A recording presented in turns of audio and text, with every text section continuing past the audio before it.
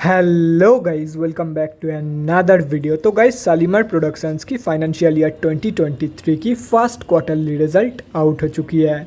तो गाइस, इस वीडियो में हम लोग यही देखेंगे कि कंपनी ने जून क्वार्टर में कैसी परफॉर्म की है, क्या क्या पॉइंट्स इंप्रूव हुई है एंड कहाँ कहाँ पे कंपनी ने डिटोरिएट की है, और कंपनी के फंडामेंटल्स भी चेक करेंगे और देखेंगे कि क्या ये कंपनी पैसे लगाने लायक है या नहीं। उसके साथ साथ हम लोग कंपनी के टेक्निकल्स के बारे में भी डिस्कस करेंगे। तो गाइस, बिना टाइम वेस्ट किए कंपनी की फंडामेंटल एनालिसिस करते हुए वीडियो को शुरू करते हैं। तो गाइस, अगर इस कंपनी के बिजनेस के बारे में डिस्कस करें तो ये एक मीडिया प्रोडक्शन हाउस है। ये कंपनी सिर्फ और सिर्फ बीएससी में लिस्टेड है। और अगर इस कंपनी के कुछ इंपॉर्टेंट फिगर्स के बारे में डिस्कस करें तो 60 करोड़ की है कंपनी की मार्केट कैप, 188 की पी है जो कि बहुत ही ज़्यादा हाई है, 0.09% है कंपनी की ROCE एंड 0.06% है कंपनी की return on equity. Last 6 months के रिटर्न के साथ साथ लास्ट 3 साल की सेल्स ग्रोथ भी नेगेटिव में जा चुकी है। बुक वैल्यू से आप लोगों को काफ़ी सस्ते में मिल रही है ये कंपनी, डिविडेंड कंपनी देती नहीं है एंड फेस वैल्यू 1 रुपये की है।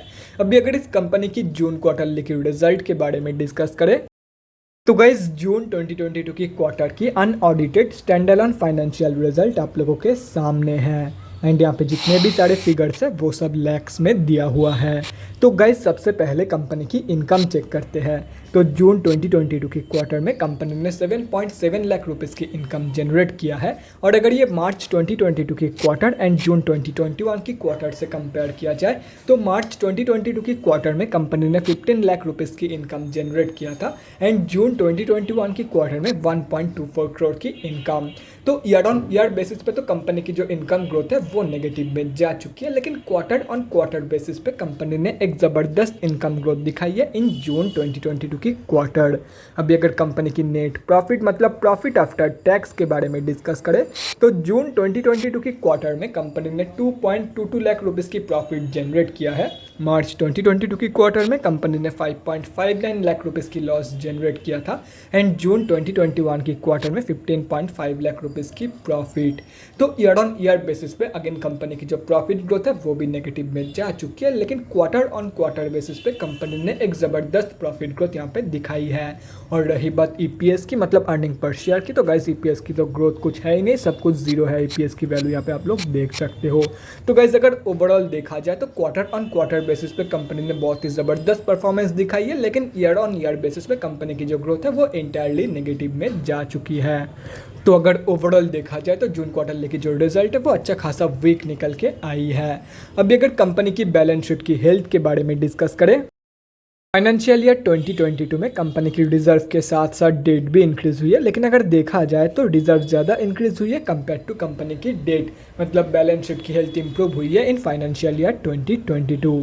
और अगर ओवरऑल भी देखा जाए तो डेट की कंपैरिजन में कई गुना ज़्यादा पॉजिटिव रिजल्ट मौजूद है कंपनी के पास। तो ये एक ऑलमोस्ट डेट फ्री कंपनी है एंड ओवरऑल जो बैलेंस शीट की हेल्थ है वो भी बहुत ही ज़बरदस्त निकल के आ रही है। अभी अगर कंपनी के कैश फ्लोज के बारे में डिस्कस करें तो कैश फ्लोज की जो कंडीशन है वो डिटोरिएट हुई है इन FY 2022।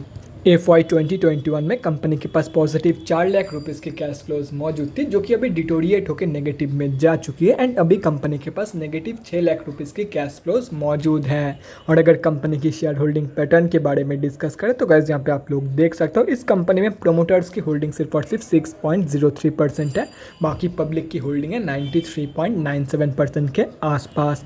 तो गाइस, अभी कंक्लूजन पे आते हैं, क्या आप लोगों को इस कंपनी में पैसा लगाना चाहिए या नहीं। तो देखो गाइस, मैं पहले ही क्लियर कर देता हूँ, अगर कंपनी के ऊपर भरोसा है तो ही इस कंपनी में पैसा लगाना, अदरवाइज सिर्फ और सिर्फ फंडामेंटल्स देख के मैं आप लोगों को बिल्कुल भी रिकमेंड नहीं करूँगा कि आप लोग इस कंपनी में एक भी पैसा लगाओ। एंड ये मैं इसीलिए बोल रहा हूँ क्योंकि इस कंपनी में रिटेलर्स की होल्डिंग, पब्लिक की होल्डिंग 93% है। मतलब ये इस कंपनी की प्राइस को मैनिपुलेट करना बहुत ही ज़्यादा आसान हो जाता है। थोड़ा बहुत कैपिटल के साथ कोई भी बंदा इस कंपनी की प्राइस को बहुत ही आसानी से मैनिपुलेट कर सकता है। प्रोमोटर्स कुछ पावर है ही नहीं इस कंपनी में। तो गाइज, अभी अगर इस कंपनी के टेक्निकल्स के बारे में डिस्कस करें तो गाइज, ये सिर्फ और सिर्फ BSE में लिस्टेड कंपनी है। तो हम लोग आ चुके हैं BSE के डेली चार्ट पे एंड पहले ही क्लियर कर रहा हूँ कि ये company swing traders and short term traders के लिए नहीं है। एंड ये मैं इसीलिए बोल रहा हूँ क्योंकि इस शेयर की प्राइस को टोटली ऑपरेटर्स के द्वारा कंट्रोल किया जाता है। जब ऑपरेटर्स इस शेयर की प्राइस को पंप करते हैं तब इस शेयर की प्राइस ऊपर जाती है, एंड जब ऊपर जाके ऑपरेटर्स इस कंपनी को डंप करते हैं तब ये नीचे आती है। मतलब सिंपली रिटेलर्स को, छोटे मोटे रिटेलर्स को, हम जैसे लोगों को यहाँ पे ट्रैप किया जाता है। तो ऐसे में अगर आप लोग शॉर्ट टर्म ट्रेड या तो फिर स्विंग ट्रेड प्लान करते हो इस कंपनी में, तो मैक्सिमम चांस यही होगा कि आप लोग फालतू में ट्रैप हो जाओ इस कंपनी में, एंड फालतू में आप लोगों का लॉस हो जाए एक्स्ट्रा लालच के चक्कर में। तो इसीलिए मैं यही सजेस्ट करूंगा, अगर आप लोग शॉर्ट टर्म ट्रेडर हो या तो फिर स्विंग ट्रेडर हो तो simply stay away from this company. और रही बात जिन लोगों का भरोसा है इस कंपनी के ऊपर, एंड जो लोग लॉन्ग टर्म के लिए इस कंपनी में एंट्री प्लानिंग कर रहे हैं, उन लोगों को कहाँ पे एंट्री लेनी चाहिए। तो देखो गाइस, आप लोग 60 पैसे के आसपास इस कंपनी में एंट्री प्लान कर सकते हो फॉर लॉन्ग टर्म। तो guys that's it for this video. अगले वीडियो में मिलते हैं गाइस। Thanks for watching. और गाइस अगर आप लोगों के मन में कोई भी डाउट या क्वेरी रहती है स्टॉक मार्केट या किसी भी स्टॉक से रिलेटेड, तो कमेंट सेक्शन में कमेंट करके मुझसे पूछ सकते हो, या तो फिर मेरे इंस्टाग्राम का लिंक आप लोगों को डिस्क्रिप्शन बॉक्स में मिल जाएगा, जाके वहाँ पर भी मुझे डीएम कर सकते हो for an one on one conversation. Thanks again for watching guys, bye guys, and definitely guys stay safe.